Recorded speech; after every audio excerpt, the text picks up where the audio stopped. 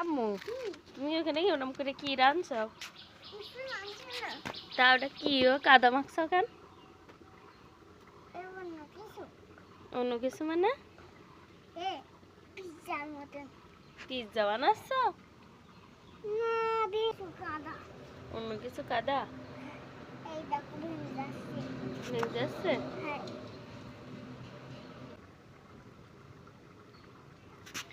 আজকে কি রান্না হচ্ছে দেখাই।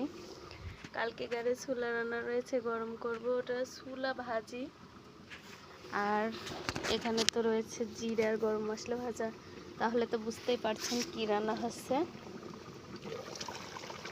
এই যে লাল লাল মুরগির মাংস।